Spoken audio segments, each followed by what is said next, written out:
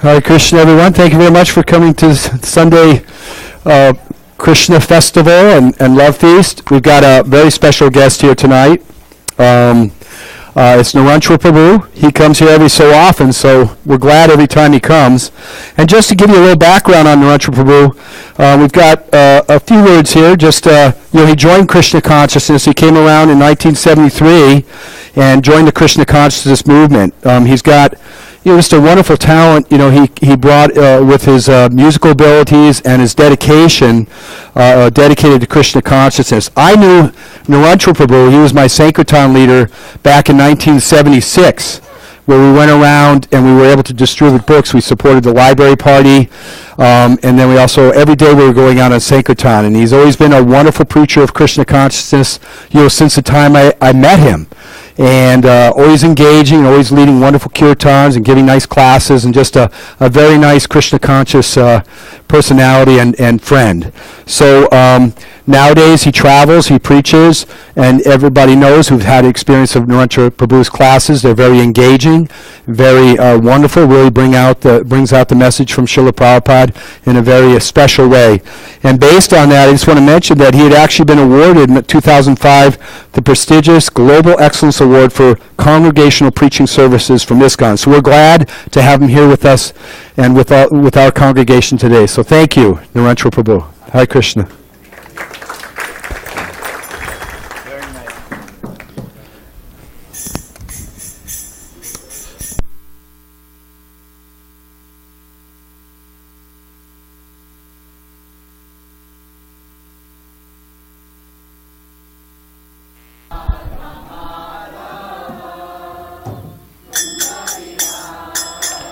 Jaya Radha Madhava Kunja Bihari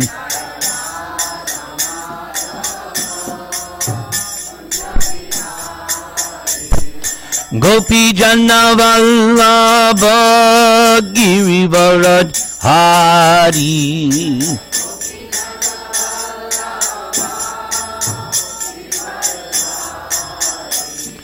Gopi Jana Vallabha Girivaraj Hari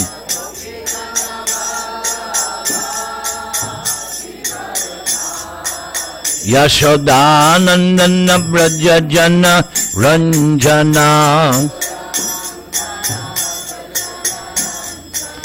Yashodanandana Braja Jana Ranjana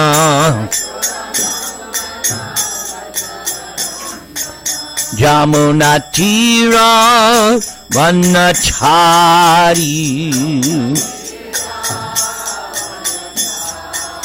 Yamuna Tira Vanachari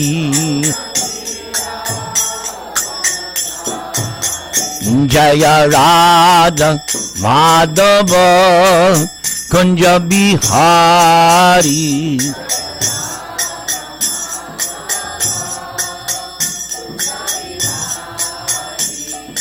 Gopi Jana Vallabha Girivaraj Hari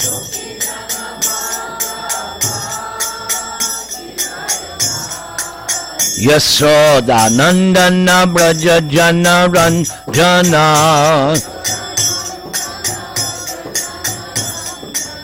Yamuna Tira Banachari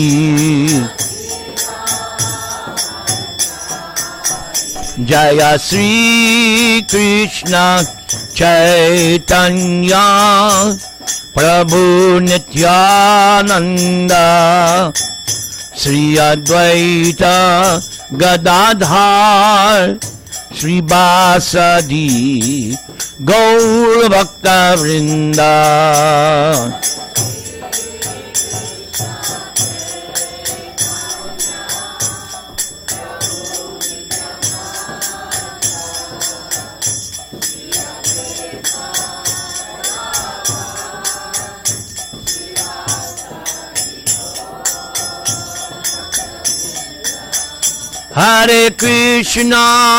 Hare Krishna, Krishna Krishna, Hare Hare, Hare Rama, Hare Rama, Rama Rama, Hare Hare.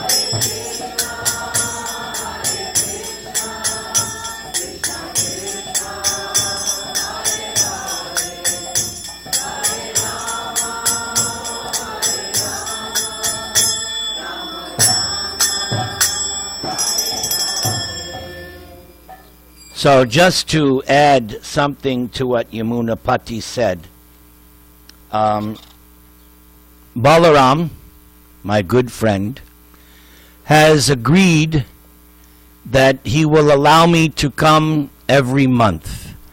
So I want everyone to bless Balaram so that he may advance more and more in Krishna consciousness. And this is too good. Wow. May Krishna bless you. Yes, but now I got your blessings.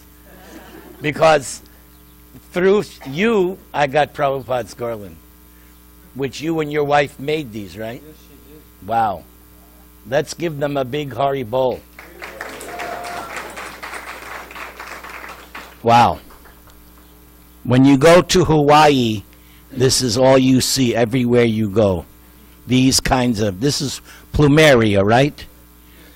This is like the national flower of Maui. This is unbelievable. Hare Krishna, Krishna Krishna, Hare Hare, Hare Rama, Rama Rama. So, the message from Krishna a few days ago was tonight to speak this very nice purport to the Hare Krishna Maha Mantra. In December of 1966, Prabhupada and the Hare Krishna chanters recorded the first album. And so there was the chanting of the Hare Krishna mantra. Then Prabhupada did a solo on the Vande Guru Sri, prayers to the spiritual master. And then also Prabhupada spoke an address on the Hare Krishna mantra. And every year I do a class on this Hare Krishna mantra because every sentence is just gives me so much enlivenment, so much encouragement. So that's tonight's lecture. We're going to go over line by line, and I'm going to explain this purport to the Hare Krishna Maha Mantra by His Divine Grace, A.C. Bhaktivedanta Swami Srila Prabhupada. As explained on the cover of the record album, this transcendental vibration by chanting of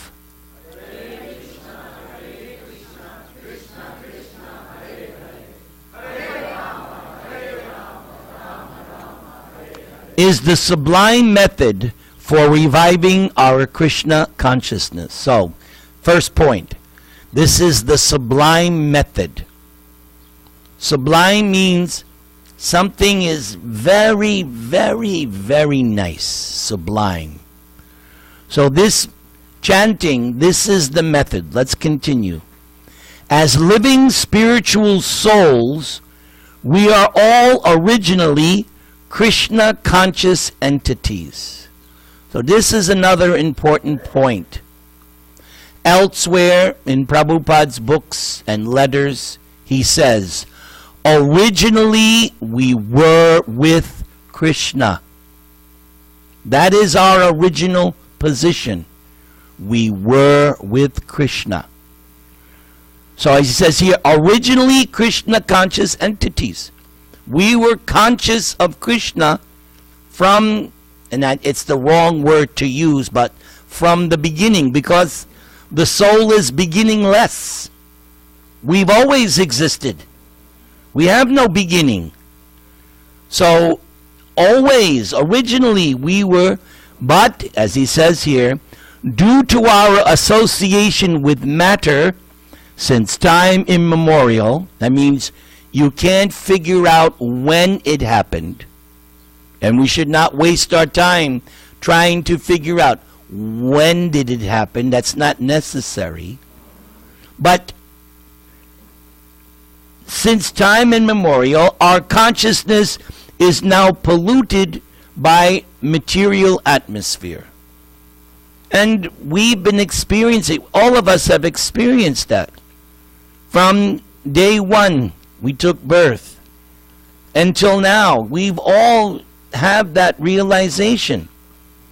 Our consciousness is polluted by the material atmosphere. In this polluted concept of life, we are all trying to exploit the resources of material nature. That is material existence. Whether it's on a small scale or a family scale or a nation-to-nation scale, that's exactly what's going on. Trying to exploit the resources of material nature. In Prabhupada's Bhagavad Gita, chapter 7, verse 14, there is this line, Dharyate. And the way Dharyate is translated by Prabhupada in the synonyms, he gives two explanations: exploited or utilized. So exploitation, that is being done by the non-devotees. But the devotees, they don't exploit the material energy, they utilize it. I have a computer, I have this mixer, I have a recorder, everybody has a cell phone, right? So all these things can be utilized for Krishna's service, or they can be utilized to exploit Krishna's material energy. Many, maybe 25, 30 years ago, one Indian man, he visited my wife knew him, so he came to my house. So he was trying to trick me, give me a trick question.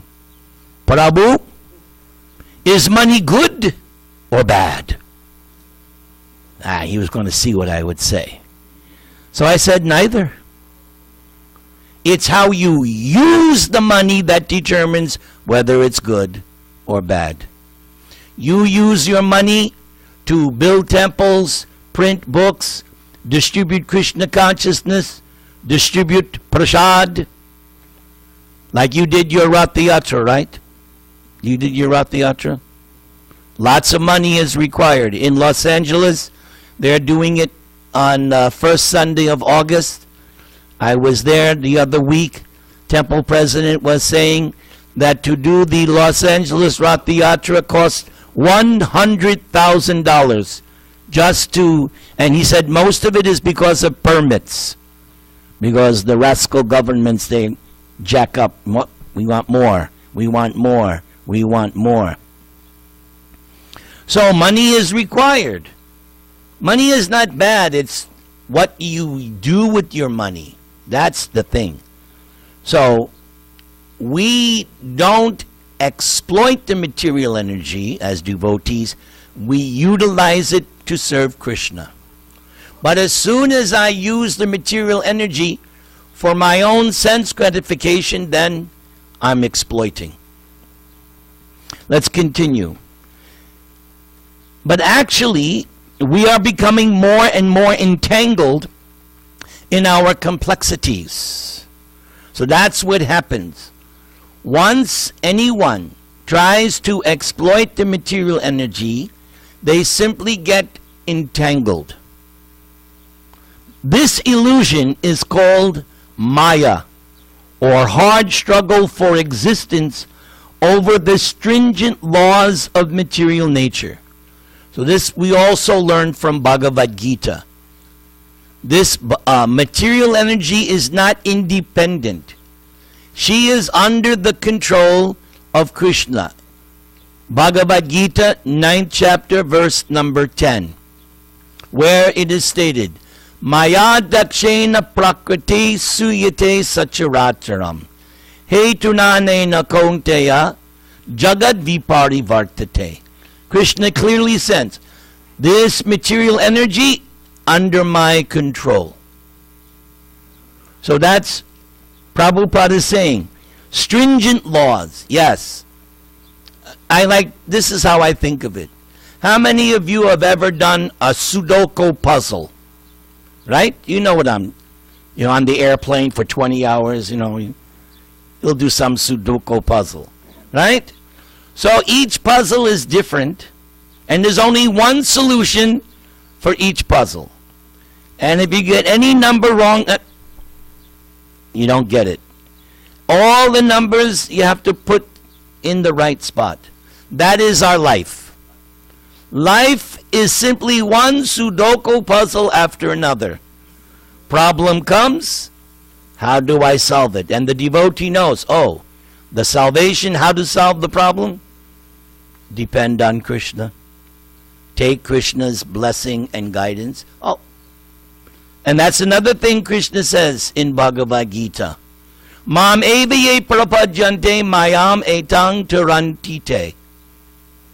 That simply you surrender to me, you can cross over this material existence. Simple. Just surrender to me. So, and this concept of hard struggle is also there in chapter 15 of Bhagavad Gita, where he says, Manakshashtan indriyani prakritishtani karshati. Another way of looking at our lives. What is our life? Struggle. What are we struggling with? The senses.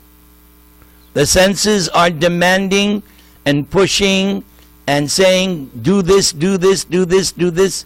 And the most powerful one, the mind. Manakshastan, the six senses which include the mind. That is our struggle for existence. But he says here, it's illusory. This illusory struggle against the material nature can at once be stopped by revival. Another key word. Where's my bell? Because I'm assuming Badri is here in his spirit form. He's watching. Wherever he is, he's watching. Yes, Badri, I'm using the bell. He gave me that instruction. So, this word, revival, right? You cannot use this word revival if something didn't exist. Revival means something was already there. It was needed to be revived. So, as he said in the beginning, originally Krishna conscious entities. We have fallen into illusion, therefore our original Krishna consciousness needs to be revived. Okay? So, this cannot once be stopped by revival of Krishna consciousness. So he's going to explain more how this Krishna consciousness is revived. It was originally there, we lost it, now it's being revived. Just like another example. So, young man, young woman, they get married, they have a relationship, but sometimes problems come, offenses come, they hurt each other. Then they decide, okay, before we go for divorce, let's try to fix it up. So their marriage is revived, either through the help of friends or counselors. They try to revive that marriage. So the same thing, it couldn't have happened unless you had a connection.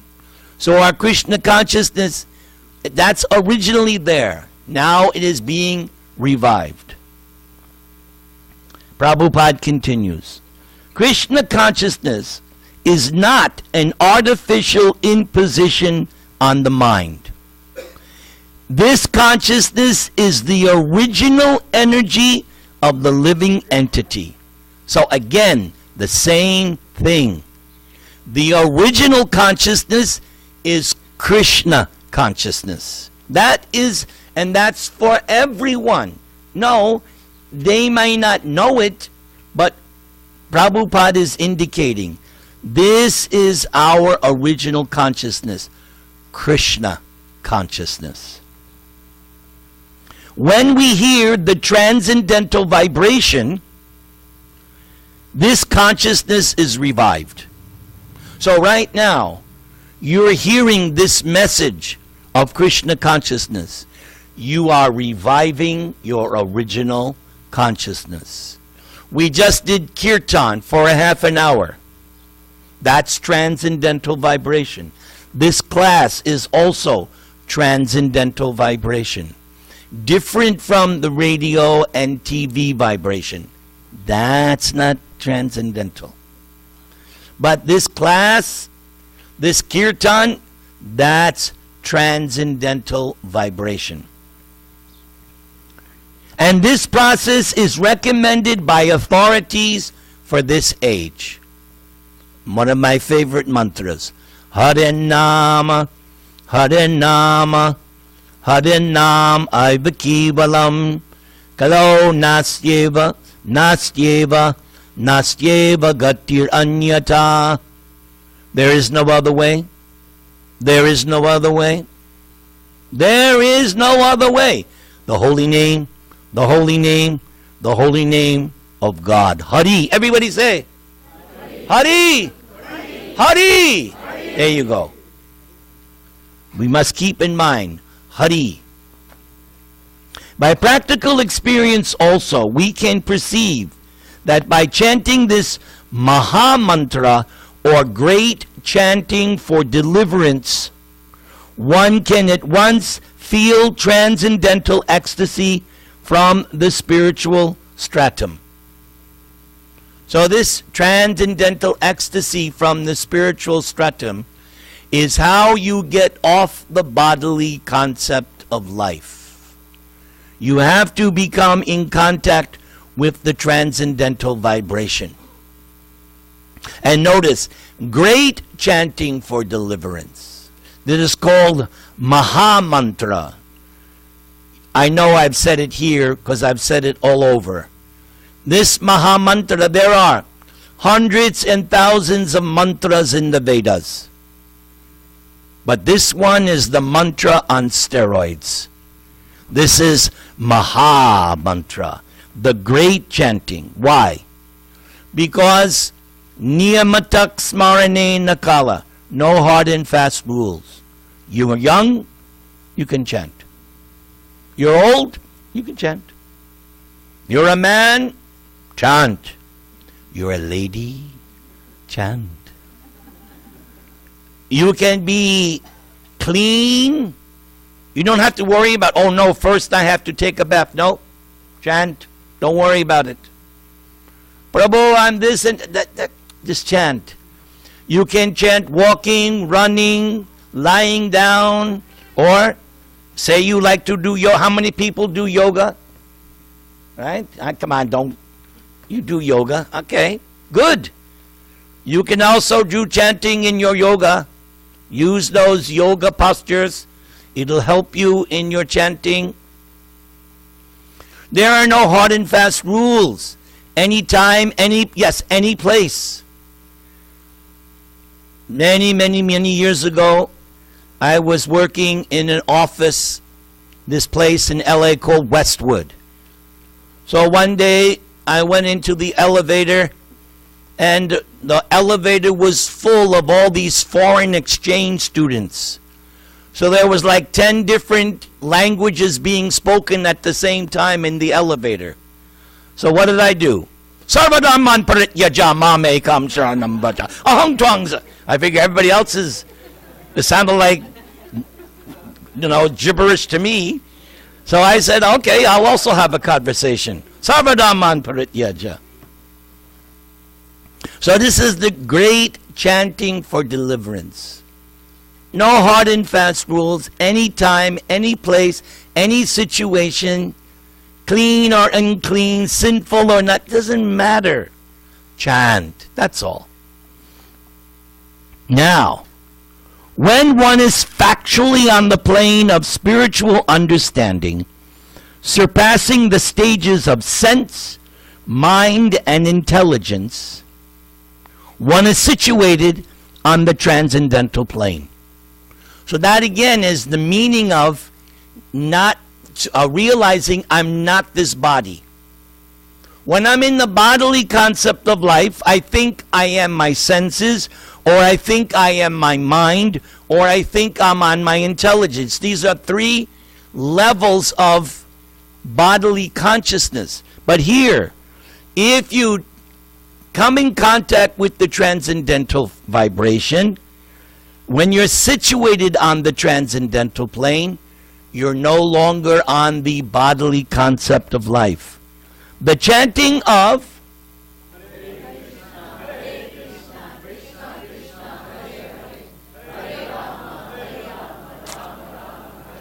that's how I keep you engaged. That's one of the tricks I learned a long time ago. Get them involved, get them chanting, and then they won't be like this. Sharira Vijaya. Oh. Yes, by chanting. Is directly enacted from the spiritual platform, surpassing all lower stages of consciousness, namely sensual, mental, and intellectual. Now this next one. There is no need of understanding the language of the mantra. I've gotten this so many times. Prabhu, do you know Sanskrit? I say no. It's not, Prabhu, do you know Hindi? No, I don't know Hindi. It's not necessary. Because look, no need to understand the language. You don't have to worry about it. The very act of hearing the transcendental vibration makes you qualified. There is no need of understanding the language, nor is any need of mental speculation, nor intellectual adjustment for chanting this Maha Mantra. It springs automatically from the spiritual platform. So when you're chanting, you are on the spiritual platform. And anyone can take part in this transcendental vibration without any previous qualification and dance in ecstasy. Yes. When you hear the chanting, you should feel like, yes. Now everybody has their particular way of dancing. But if you start to get absorbed in the mantra, you will feel some kind of inclination to dance. No previous qualification. We have seen it practically. Even a child can take part in the chanting, or even a dog can take part of it. There's that famous story with Lord Chaitanya. Shivananda Sain had taken this dog with him. Well, actually the dog tagged along. When they left Bengal and they went to Jagannath Puri, this dog tagged along. So Shivananda Sain was providing food for the dog every day. Then, towards the last day, the dog ran away. It disappeared. So when Shivananda got to where Lord Chaitanya was, there was the dog next to Lord Chaitanya. And Lord Chaitanya was feeding him coconut pulp. And Lord Chaitanya was saying chant, and the dog was chanting. He was doing it in his language, but the dog was chanting. And Shivananda Sain paid his obeisances to this dog. Oh, this must be a great devotee. And the next day, the dog went back home, back to Godhead, getting prasad from the hands of Lord Chaitanya, and in his dog voice chanting, Hare Krishna, Krishna Krishna, Hare Rama, Hare Rama. The chanting should be heard, however, from the lips of a pure devotee of the Lord, so that immediate effect can be achieved. So, in this movement, everyone started by hearing from Prabhupada. And you can get so many Prabhupada CDs, and you can hear the sound vibration of Prabhupada. On my cell phone here, and I also have an iPod, I have every one of Prabhupada's music recordings. I have hours and hours of Prabhupada's bhajan and kirtan.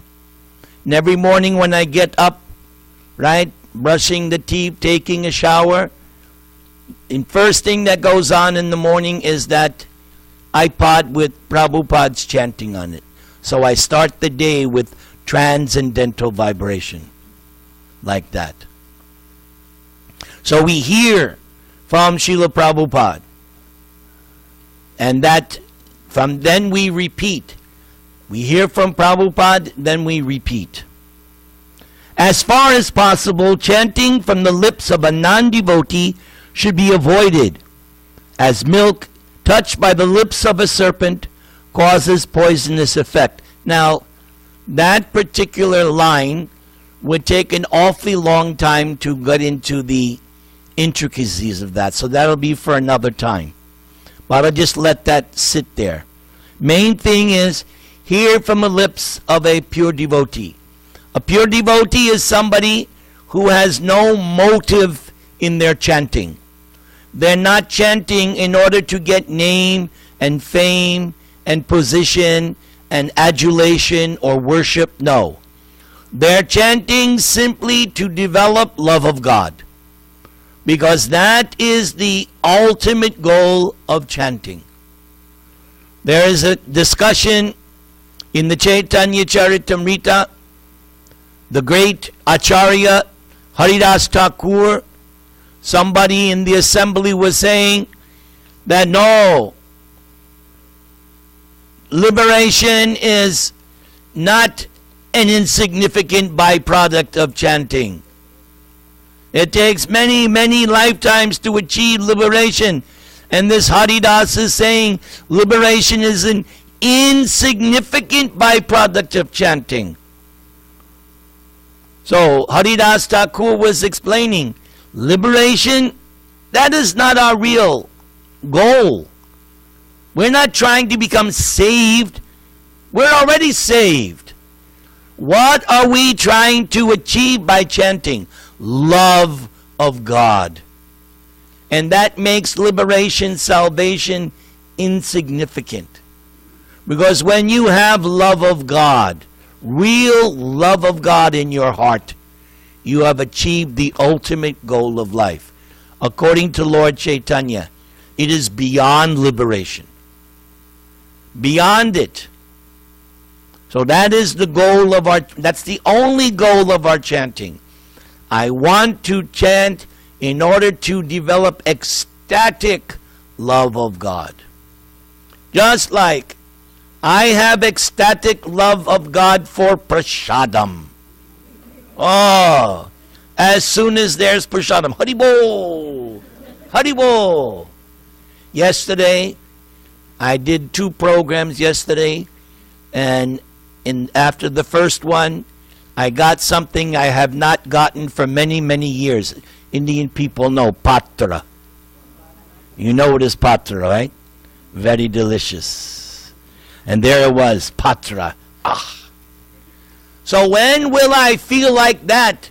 Well, as soon as I say, Hare Krishna, Krishna Krishna, Hare Hare, Hare Rama, Hare Rama, Rama Rama, Hare Hare. I want to achieve that position of spontaneous love of God. The word hara, everybody say. Everybody say again. Is the form of addressing the energy of the Lord, and both Krishna and Rama are forms of addressing directly the Lord, and they mean the highest pleasure eternal. Hara is the supreme pleasure potency of the Lord. This potency, when addressed as Hare, helps us in reaching the Supreme Lord. So this is another nice point. The Lord has a pleasure potency.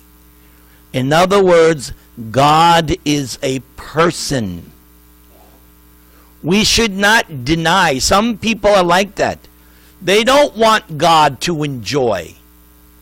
But when you come to this Krishna consciousness, when you learn from Prabhupada and Lord Chaitanya, you appreciate that just as you like to enjoy, right? We all like to enjoy. God, being a person, also likes to enjoy. The difference is we enjoy something inferior and he's enjoying something spiritually superior. Hara. And it'll be explained. I'm not going to spoil it. But the point here, the Lord is a person and he enjoys the pleasure potency. So on the altar, front and center, Radha Krishna. Radha is the spiritual pleasure potency and Krishna is the enjoyer. This is the absolute truth. The supreme enjoyer and the supreme enjoyed. Let's continue. It will be explained. So, when addressed as Hare, everybody say, Hare, helps us in reaching the Supreme Lord. So, you'll notice in the Maha Mantra, 8 times Hare appears. And 8 times masculine. Hare is feminine. Mother Hara is feminine. And then 8 masculine names. So the mantra is politically correct. 8 feminine names, 8 masculine names. And notice who comes first. Hare. Yes. Helps us in reaching the Supreme Lord. Let's continue. The material energy called as Maya is also one of the multi-potencies of the Lord, as much as we are also marginal potency of the Lord. So that's key word, marginal. The living entities are described as superior energy than matter. So that's important. We are not material. Yes, this body is made of material energy, but not you. You are not matter. You matter, but you're not matter. You definitely matter, but you're not matter. You are spirit. You are part of the superior energy. But we're marginal. Why are we marginal? Because unlike God, we can come under the influence of the material energy or under the influence of the spiritual energy. Therefore, marginal. That is our predicament. Our predicament is 1 minute I'm chanting Hare Krishna and the next minute I'm watching some soccer game. I went from spiritual energy to the material energy. This is going on all day long, right? In order to stay on that spiritual platform, you have to be determined to stay there. But because we're marginal, we're easily influenced by the material energy. The living entities are described as superior energy than matter. When the superior energy is in contact with the inferior energy, it becomes an incompatible situation. And that's why everyone in the material world is not happy.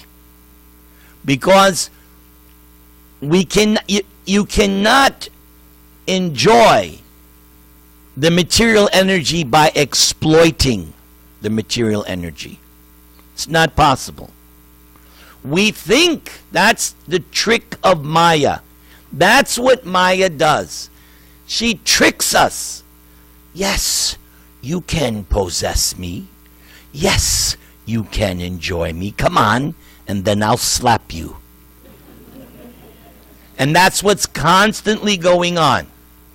And every time we go one step further away, she goes, oh, no, no, no. Don't go to Krishna. How about I make you President of the United States? And in this way, the more we become determined to stay fixed in the spiritual energy, Maya does her business by offering and dangling another carrot and another, more and more. So you have to be determined. So everyone in this material world is a spirit soul, but as he says here, it's an incompatible situation. Trying to enjoy this material energy is incompatible. But when the supreme marginal potency is in contact with the spiritual potency, hara, come on, it becomes the happy, normal condition of the living entity. So, there's that song a couple of years ago, because I'm happy, happy. Yes, you're meant to be happy. Yes. But how to be happy? He's telling you right here. Coming in contact with Mother Hara. Therefore, stay in contact with Mother Hara. Harekrishna, Harekrishna, Krishna Krishna, Hare Hare, Hare Rama, Hare Rama, Rama Rama, Hare. Normal condition. Therefore, everyone in the material world is crazy. They're not in their normal condition because they're trying to enjoy matter. They're trying to exploit the resources of material nature, but it is an incompatible situation. But devotees, you are in your normal condition the more you take shelter of Mother Hara. Everybody say that beautiful word. Hara. Very nice. The three words, namely Hara, Krishna, Rama, are the transcendental seeds of the Mahamantra. Yes, seeds, right?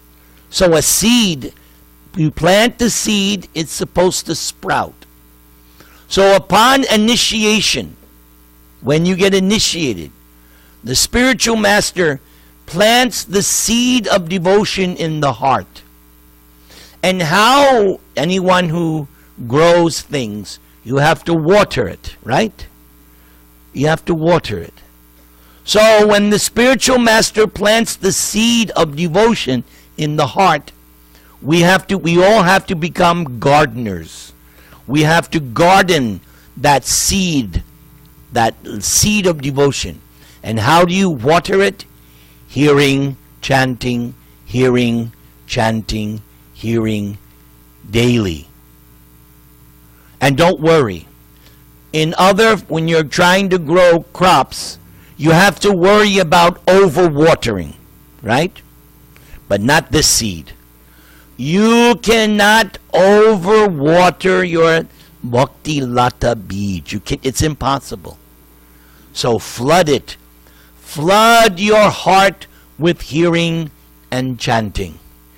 You all know our good friend Dravida Das, right? How is it he's my age, he's in his late 60s. How is it he can still dance and chant and he always comes bliss? Why? Because he floods his heart with hearing and chanting morning, day, all throughout the day. You ever sit with Dravida? There's no conversation. Prabhu, let me tell you this next shloka I've learned. And then he goes and explains the shloka. He's not going to talk mundane things. You sit, even if it's for 5 minutes. Prabhu, before I leave, let me leave you with this shloka. Because he has understood, yes, I must stay in contact with this spiritual vibration. So these are the transcendental seeds of the Maha Mantra. And the chanting is a spiritual call for the Lord and his internal energy, Hara, for giving protection to the conditioned soul. I know you've seen, maybe you haven't, there's all these commercials for insurance. Tons and tons. We know a thing or two because we've seen a thing or two. But what they don't realize, that's devotees. Devotees know a thing or two because they've seen a thing or two. Yes. So, what does it say here? Protection. We all need protection in this material world. And the devotee knows the real protection right there. Radha Giridhari. There's our protection. The devotee knows. And this is talked about in Srimad Bhagavatam. In all the different episodes in the Krishna Leela. Whenever the residents of Vrindavan experience any kind of danger or fear, immediately, Krishna, Krishna, Krishna, they're immediately calling out. My good friend Yamunapati, maybe he doesn't remember, but I remember. Back in 1976, one day he was out distributing books, and he came to me, Prabhu, I'm having such a hard time. I don't know what to do. So I told him, okay, look, we were in this shopping place. I said, go behind, go find a secluded place, and at the top of your lungs, chant Hare Krishna. Do you remember that incident? He did it. He followed my instructions. And he came back, he was fired up. Right? I have so much experience of this. When I'm between a rock and a hard place, when I don't know where to turn left or right. Oh, we've all had this experience here. When there's an earthquake, right? What's the first thing you do? Hare Krishna, Hare Krishna. I've told this story 100 times, but it's so applicable. 2010, I had just gotten my new teeth. I'd gone to Panama, finally got my new teeth. So I went from there, I went to SanDiego like I go every year. It was the day before Gaur Purnima. So 4 o'clock in the morning, all of a sudden, and I'm thrown off my bed, and it sounds like a train is coming in the room. I put my back against the wall, and I never chanted better in my life. Hare Krishna, Hare Krishna, Krishna Krishna. And that it must have been an hour, but it was only a minute or so. But it felt like 12 years or more. That's what who's been in an earthquake? It's no fun, is it? Right. And you're just waiting. When's it going to end? Krishna, Krishna, Krishna. And then when it ends, but then you hear the slightest sound, Hare Krishna. Right? Because your senses and nerves are shot, and you hear one little sound, Hare Krishna. You're trying to brush your teeth, and Hare Krishna. Because you're so shocked from no earthquake. Hare Krishna. Everybody say Hare Krishna. Hare Krishna. Krishna Krishna. Hare Hare. Hare Rama. Hare Rama. Rama Rama. Hare Hare. So during an earthquake, who can give you protection? Nobody. Nobody can give you protection. Your husband, no. The only one that can protect you in the earthquake, Sri Sri Radha Krishna Bhagavan. And all you do is take shelter. And you take shelter by chanting. This chanting is exactly like the genuine cry by the child for its mother. So this I like to say. This is not chanting. No. When the child wants its mother, right? The child, Mommy! Right? That's how we should be calling out genuine cry by the child for its mother. Not this. You got to chant from the heart. You have to call out to Krishna. Hare Krishna, Hare Krishna, Krishna Krishna, Hare Hare, Hare Rama, Rama Rama, Hare. No other means, therefore, of spiritual realization is as effective in this age as chanting the Maha Mantra. Come on.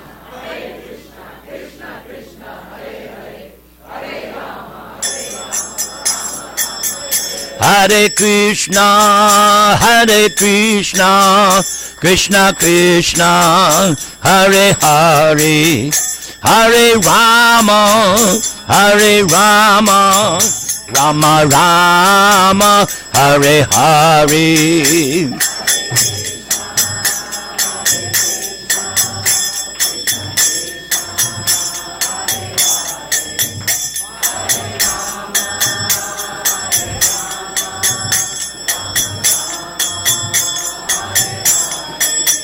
Hare Krishna, Hare Krishna, Krishna Krishna, Hare Hare, Hare Rama, Hare Rama, Rama Rama, Hare Hare.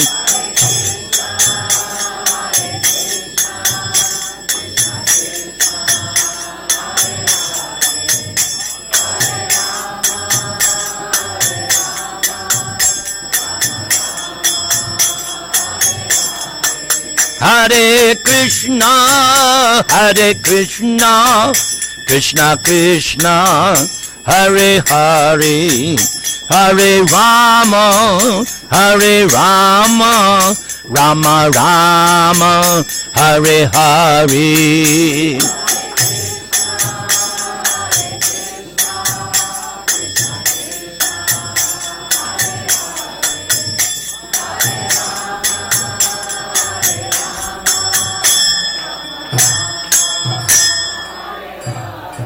Thank you very much for listening nicely and participating. If any of you would be so kind, if whatever donation, monetary donation, it'll help for gas and for things I require. No amount is too small, no amount is too big. And for whatever amount you give, I have these CDs. Each one is different. There are no duplicates. These are different classes that I've given throughout the years. So you can take one, any one. As I said, there's only one each. But any donation you can give me, it'll help with my preaching. Other than that, I'll see you next month. Next month I will talk about Krishna Janmashtami, because it's going to be coming. In the meantime, would you like a blessing? Yeah. All right. If you want a blessing, you have to fold your hand. My dear Lord Krishna, I bless, please. Bless these nice devotees. Bless them and give them a drop of love of God. Let's all chant. Hare Krishna, Hare Krishna, Krishna Krishna, Hare Hare, Hare Rama, Hare Rama, Rama Rama, Hare Hare.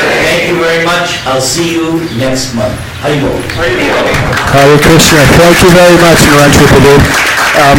And Nirantara, part of his talk tonight was about how somebody asked him, is money good or bad? It's how you use it. So if we give Nirantara a little contribution to help him with his preaching and travels, that's a very good way to invest. So, Hare Krishna. Thank you very much, Nirantara Prabhu. My pleasure. Hare Krishna. So everyone...